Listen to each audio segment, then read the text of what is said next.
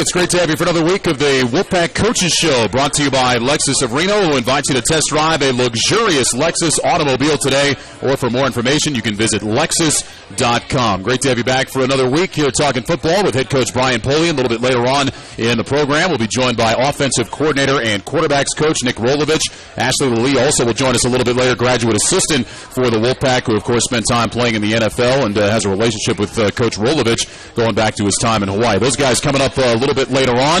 The Wolfpack getting set to kick off Mountain West play coming up on Saturday at Mackey Stadium. That game will kick off at 5 o'clock. We'll be on the air with all the coverage, beginning with the Bud Light Tailgate Show at 3:30. Head coach Brian Polian joins us as always to begin the show. And Coach, I know it was disappointing on Saturday to go down and have the result you had in Tallahassee, but after going back and looking at the tape, what do you take away from that football game? Well, unlike the UCLA game where we're searching hard for the bright spots, there are a bunch in this game now.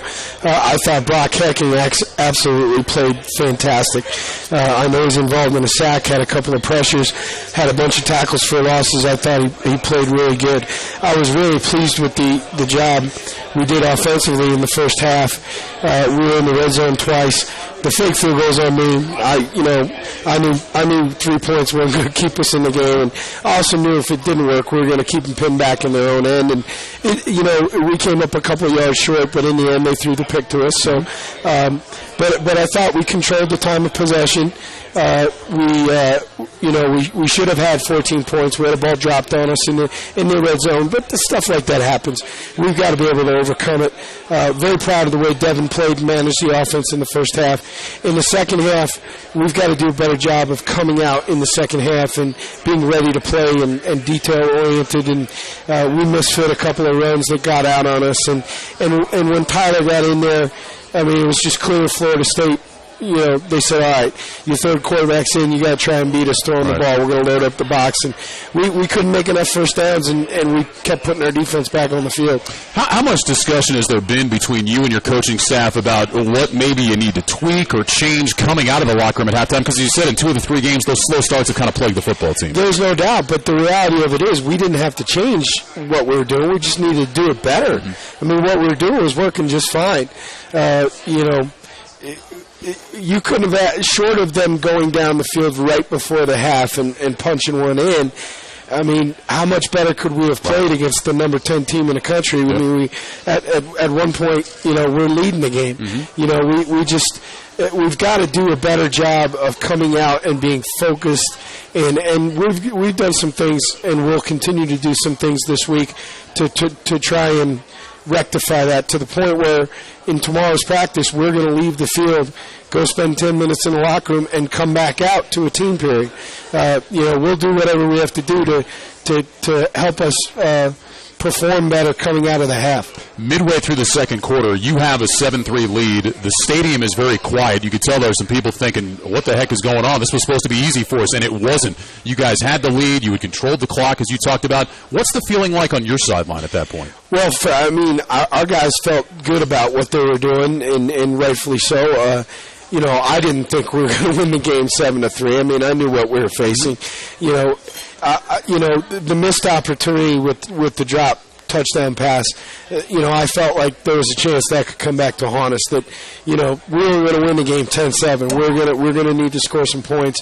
But our guys were energized. They felt like, hey, the coaches gave us a good plan. We're executing a good plan. We're doing everything that we wanted to do in terms of trying to slow the game down and make them go the long haul.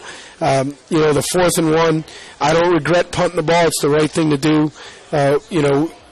We came up a yard short on 3rd down, milked the clock, talked about it, but in the end, Chase has been doing such a great job of pinning people down inside their own 10, which he did again. Yep.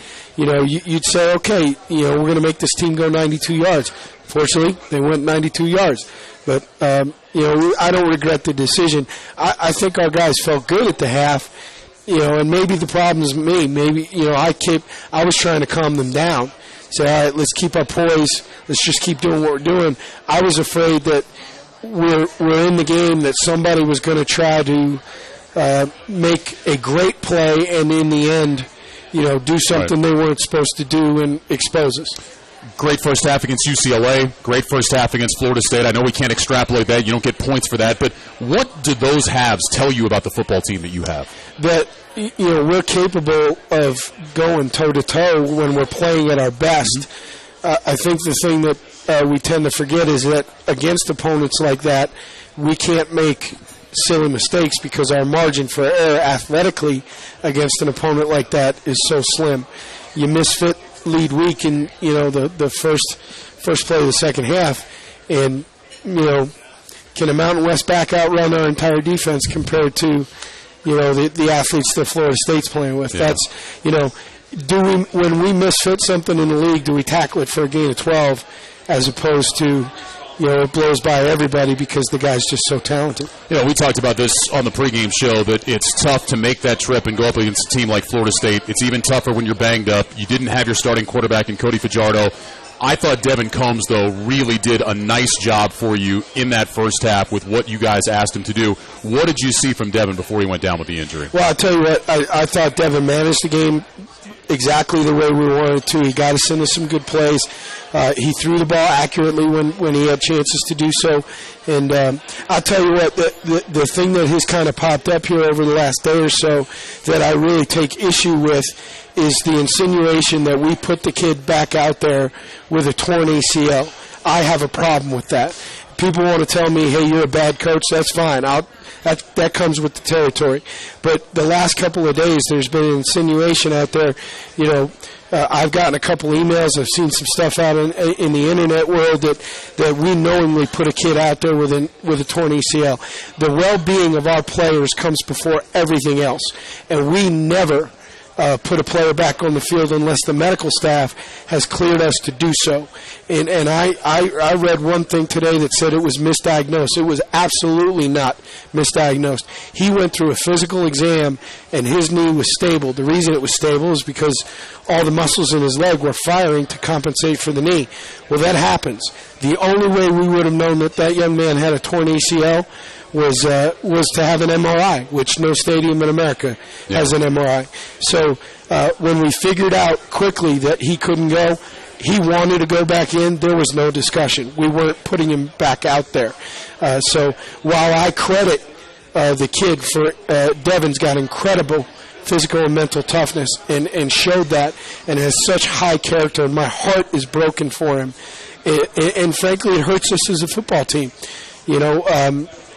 That being said, anybody who wants to insinuate that we knowingly put a guy out there with a torn ACL, I take umbrage with that. I have a problem with that.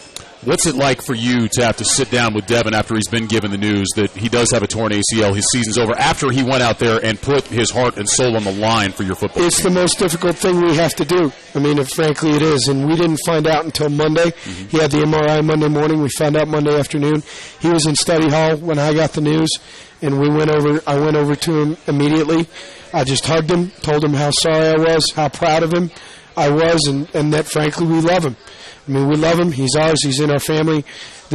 Unfortunately, this is one of the realities of the game that we play.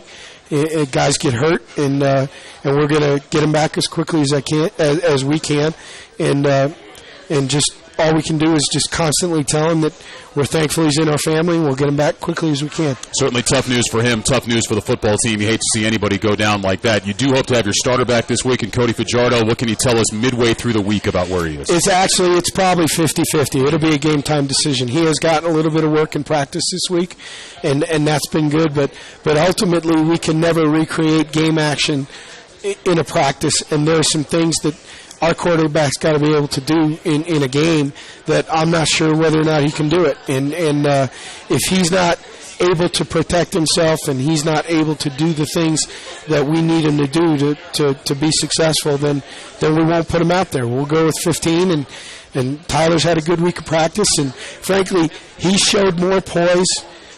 He showed more toughness. He exceeded expectations in the Florida State game. Made one really bad decision, but when you have a redshirt freshman quarterback out there, you got to live with those young mistakes. And if Devin has to play this week, then I refuse to let that be an excuse. If we gotta try to win the game 17-14, then that's what we'll try to do. How valuable are those reps for him, not just being in a game, but being up against the kind of athletes he's not going to see the rest of the season? There's no doubt. That's valuable experience for the guy. He played a whole half against the number 10 team in the country, and he did some good things, and I doubt he will see the combination of size and speed.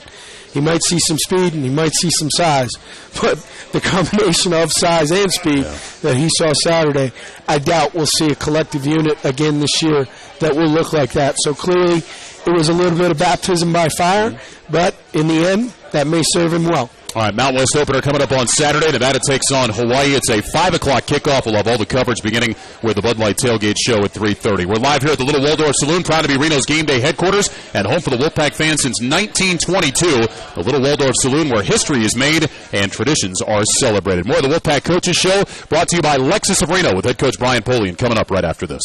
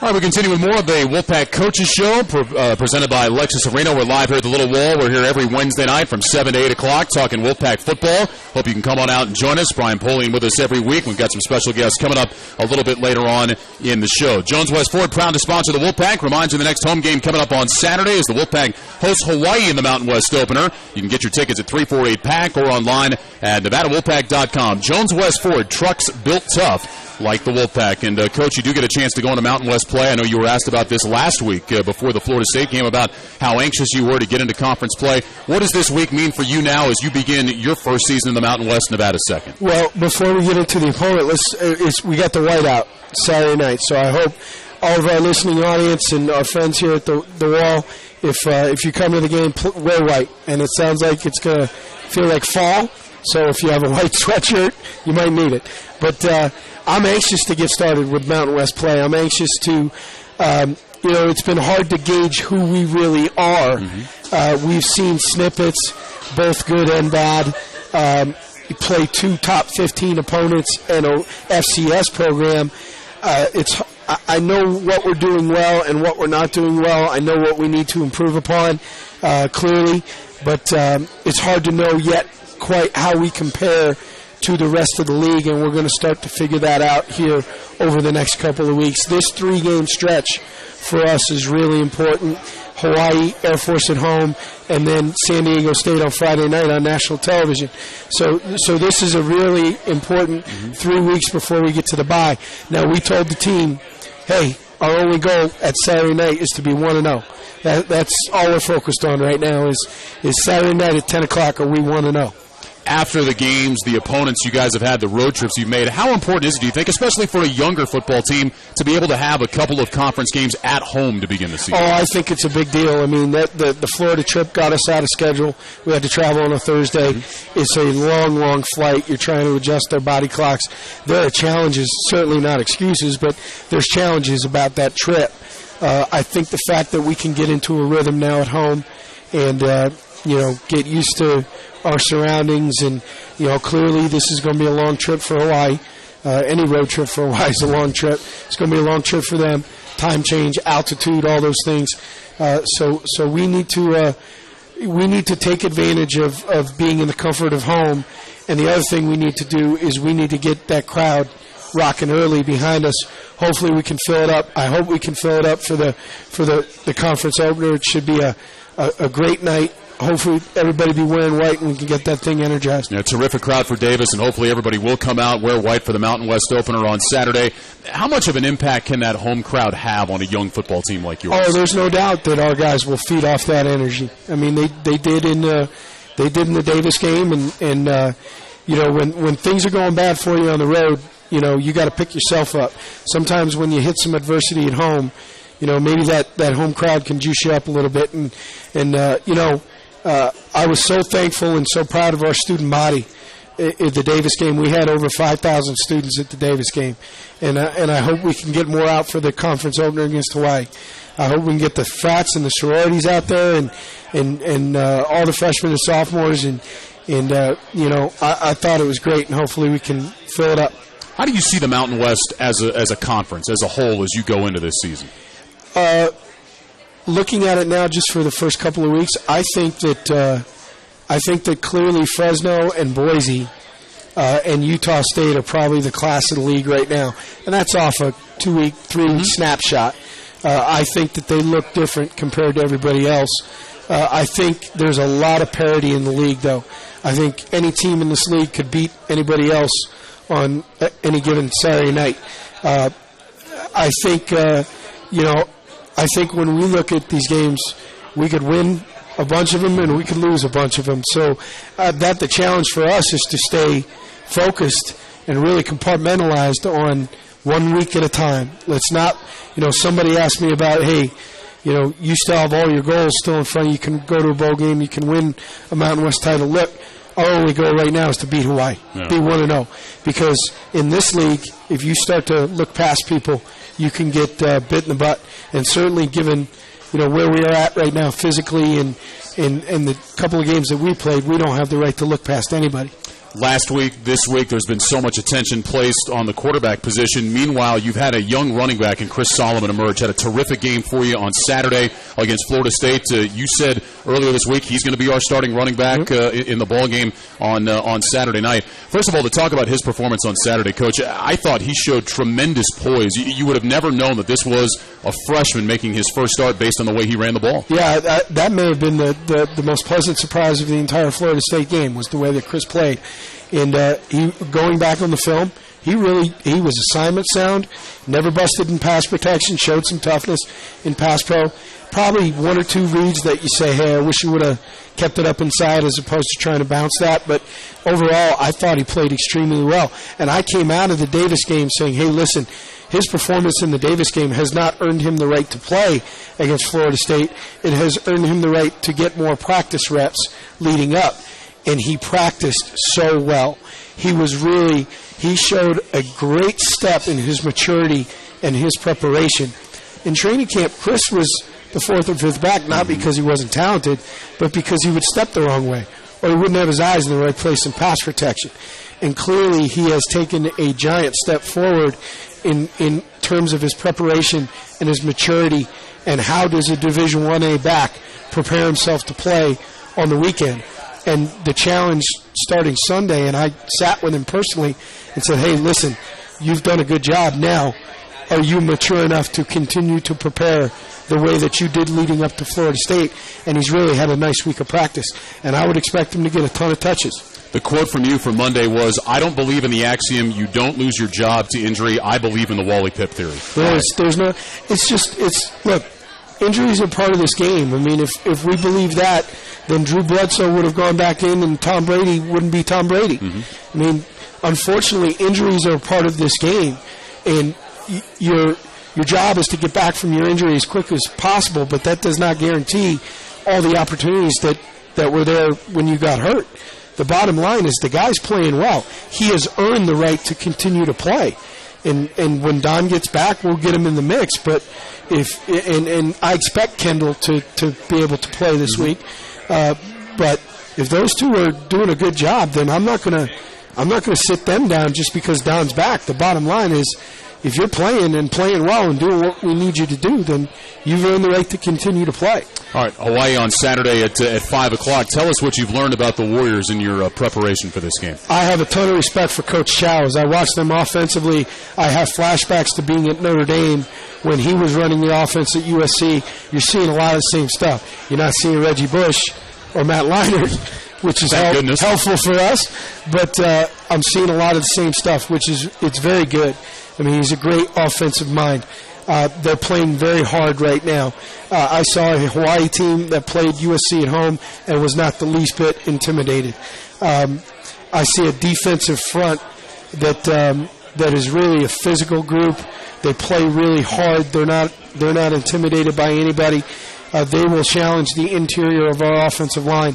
They have some pretty interesting stories on the team. They got a kid, 29, who's a wide receiver who's also who's from Brisbane and can Aussie punt the ball with both feet. So they'll use him as a punter, and they ran 5 or 6 fakes last year with him. Mm-hmm. So there are some things that we need to be aware of. The quarterback, Kent Graham's son, Ohio State transfer, has arm talent, is growing in the offense week by week. You can see that. And frankly, the other concern going into the game is that this is the second week in a row. We run a unique offense. That's part of, the pistol offense is unique and it's hard to prepare for. And unfortunately, it's the second week in a row that our opponents had 2 weeks to get ready for us. So that will present some challenges. Question from Nick here in the crowd. He was wondering about what positions you think are key matchups in this game against Hawaii. There's no doubt that our interior offensive line, our 2 guards and center, have to hold up against Hawaii's 2 defensive tackles. And the other matchup that I think will be key watching is Hawaii likes to play man coverage. They like to play one high, one safety deep, man-to-man. And are we going to have the ability to take some deep shots to Wimberly, Richie Turner, Aaron Bradley? Can our tight ends win one-on-one matchups in man coverage against their linebackers? We're going to have to beat man in order to make some plays. Your team has seen some adversity against UCLA, against Florida State. Maybe this is a question better asked next week after the Hawaii game, but How do you think your team has handled this early in the year? It's hard to say that after 62-7 that we handled it better, but I felt better about our guys competing. I felt there was more evidence in the second half of, hey, we don't care who this is, especially on defense. We don't care who this is. We're going to go play. Ultimately, we got to do a better job, and that's our responsibility as coaches. We got to do a better job as well. You used the term bury it earlier this week. You feel like your team has been able to bury Florida State? Yeah, I think we made great strides in that on Sunday. Sunday night's practice was really good. It was energetic. Our coaches did a great job. They were out coaching their tails off. Tuesday's practice was good. Today's was good. I think, my dad used to say there's a 24-hour rule. You get to mourn or celebrate for 24 hours, and then it's done. This one took a little bit more than 24 hours to get rid of, but I think that we're clearly over it and preparing as best we can to go play as good a game as we can play. Great news is conference play is here. Everybody's 0-0. Starting on Saturday, Nevada and Hawaii at Mackey Stadium. 5 o'clock for the kick. We'll be on the air with the Bud Light Tailgate Show at 3:30. Coach, we wish you nothing but the best. We'll see you Saturday. Thank you so much. All right, head coach Brian Polian joining us live here at the Wall, and we'll be back to talk with Nick Rolovich when the Wolfpack Coaches Show presented by Lexus of Reno continues right after this.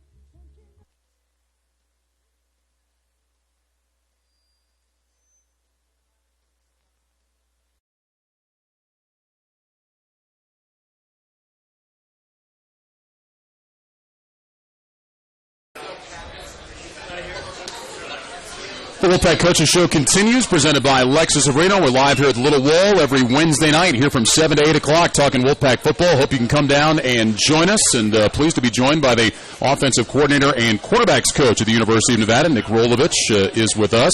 Now, I'll give you a choice. We can talk football or we can talk professional wrestling. It's up to you. Pro wrestling. Pro wrestling? Okay, yeah. let's start with that. Were you a Ricky the Dragon Steamboat guy back in the day? Love Ricky. Okay, were you more of a Ricky the Dragon Steamboat guy than Randy Savage guy?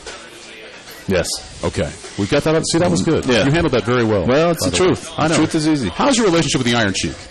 It's died lately. It has. I haven't communicated very much with him. That's not good. Ultimate Warrior #1 for me. Really? Yeah. It's a little weird. Real life. A little weird. This is sad. Nobody has any idea what we're talking about right now. Let's talk football for you. Obviously, you go into this game and play Hawaii. You played at Hawaii. You coached at Hawaii. What does this week mean for you personally? That means a lot. It means a lot. Spent a lot of time on the island. A good chunk of my life was spent on the island. A lot of great experiences, a lot of friends made. So every football game's important, but this one's got a little bit more on the plate for me. You played there, put up terrific numbers as a quarterback. You coached there, had some great offensive seasons. What are the things that stand out for you when you think about the tenure you had there at Hawaii? Just the experience of the people and just the passion of football, the local people and what football means to them, what being a Warrior meant to them. It was inspiring to learn and to become part of it, as a mainlander coming to the island, understanding the culture and then figuring out what it is that the values that they are raised in.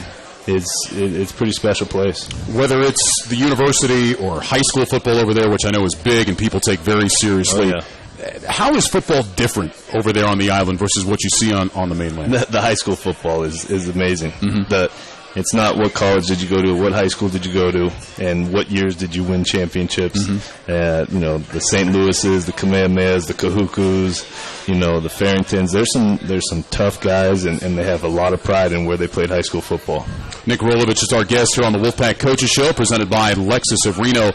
I think it's interesting, you were involved, you played and coached in the system. Hawaii had always been the wide open, run and shoot, spread it out, throw the ball all over the football field. Coach Chow comes in now, different philosophy, more of that West Coast offense, fullbacks and tight ends, which nobody had ever seen it at Hawaii for a long time.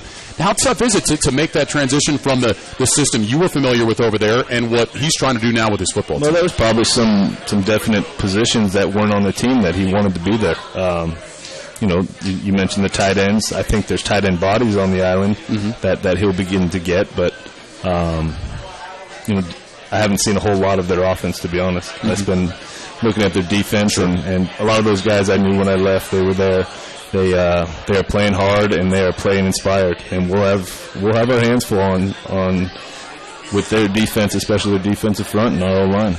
How is year 2 for you here at Nevada different than your first year last season?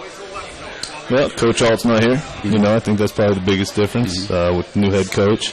I kind of know where I'm going around town, but same quarterback. The same system for the most part. It's been obviously we'd like to have a few more wins this year, but we are where we are. But we're I like it more and more every day I'm here, to be honest. It's a great place. You said same system for the most part. Mm-hmm. There was a lot of this going into the year of, okay, hey, Rolo's calling the plays now. We're going to see the ball chucked all over the field. But the offense has looked somewhat similar. Yeah. How much do you want to throw the ball over the place, and how much do you say, hey, there's been balance here the last couple of years, and that's important to maintain? I found a genuine liking to how we ran the football last year. Mm-hmm. I hadn't been around that, probably since, the cup of coffee in Denver Broncos. I had always been a throw-it-around guy, but you can see how the philosophy, how the toughness of the union, how that wears on people throughout a game, where the play action comes in. There was a ton. The system, the philosophy was just right for, I think, this town and this football team.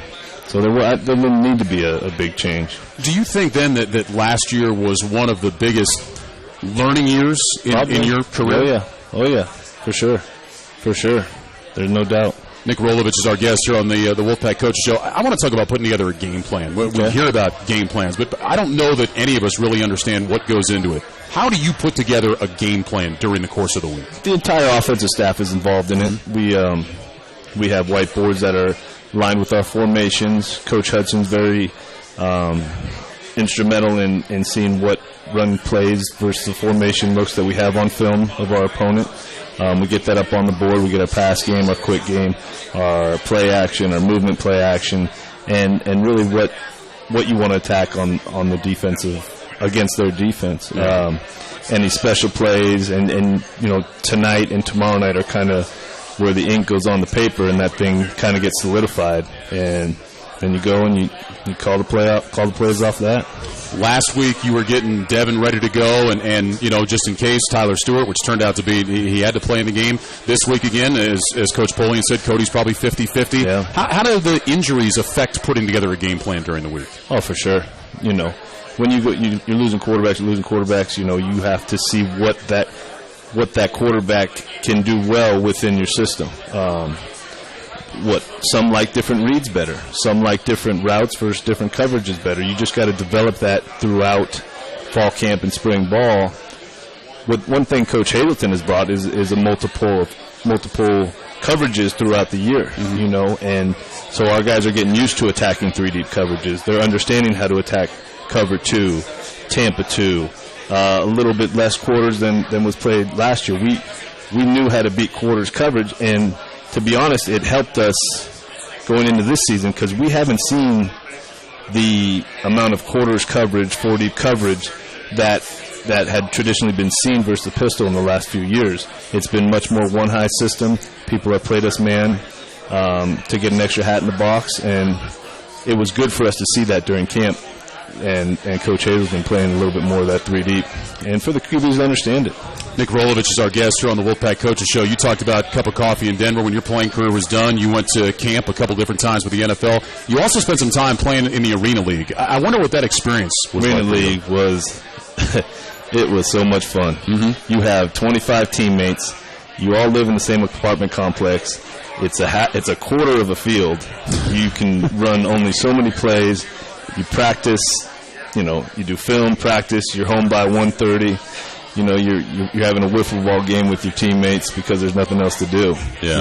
It was more like a basketball team, and the bonds between the players was even stronger than I had experienced in any other team I had been around. What did you learn from that experience, and also your experience of going to NFL camps that has helped you now in your coaching career?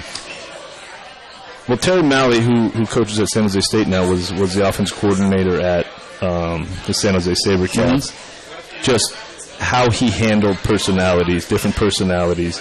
He was kind of the rock that everyone knew how he was going to be. A little bit like, how June Jones is, where he was always the same. He had the same mindset, but he had the same demeanor. He never got too high or too low. And that was it was a calming effect on a lot of the players that I had played with. So I saw the value in that and tried to take that with me.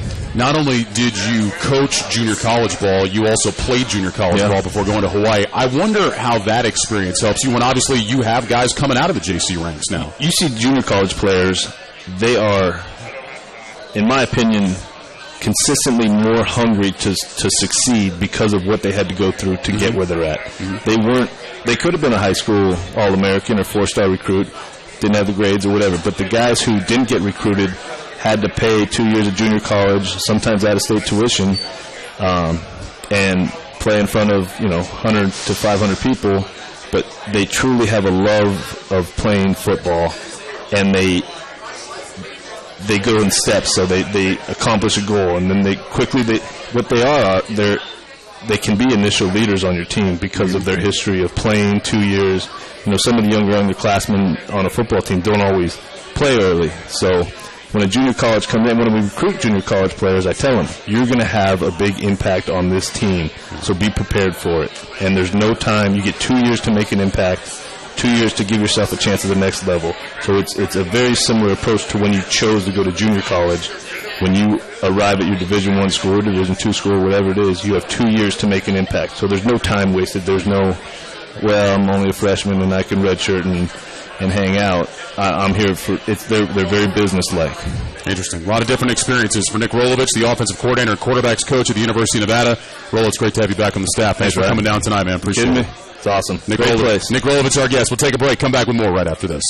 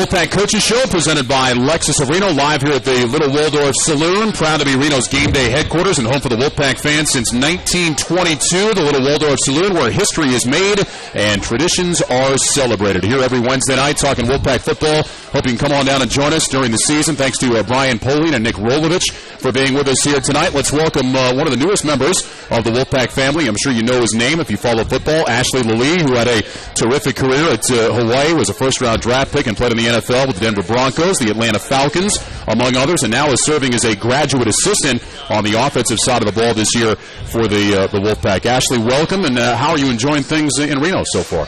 Oh, I love it. Finally got to get off the island and get back to kind of the real world with real weather, and it's not always nice all the time. But I'm loving the city. Mm-hmm. You know, I've been here since April, so I got to experience the summer.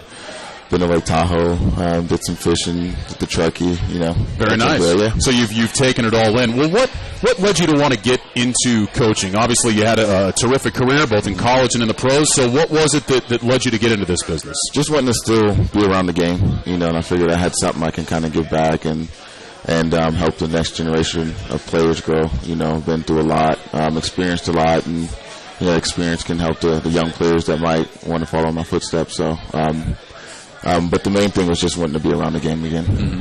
How has your perspective on the coaching profession changed for when you were a player being coached to now being the guy who's doing the coaching and instructing some of these young guys? Just getting to see what, as a player, you kind of take advantage of what the coaches have to go through. Mm-hmm. You know, the time they actually put in. You know, as a player, you think it's a long day when you might have a meeting at 8 in the morning, and then you have practice at 2, not knowing the coaches are there from 6, you know, before your meeting, and they don't leave until 9 or 10 after practice. So just kind of taking for granted what the coaches actually, the kind of work they put in to get their players in the right place. And I also know now why coaches get frustrated. There's a lot, you know, for those things. But it's been fun seeing it from the other side. Who are some of the guys the coaches that influenced you during your career? Oh, man, there's been a few. Coach Kubiak, he was my coordinator in Denver. Mm-hmm. June Jones, my college coach, obviously. A few. James Lofton, he was my receivers coach in Oakland. The list can kind of go on and on. There's been a lot of guys that kind of touched me a little bit here or there to help me, you know, improve as a player and get better as a player. And then me wanting to now be a coach, and I kind of even call them every once in a while for tips to see how were they able to motivate me, you know, when I was a player, and getting up at 7:30 in the morning, not really wanting to practice, and, you know, how they got that juice out of us. So, yeah. Ashley Lelie is our guest here on the Wolfpack Coaches Show.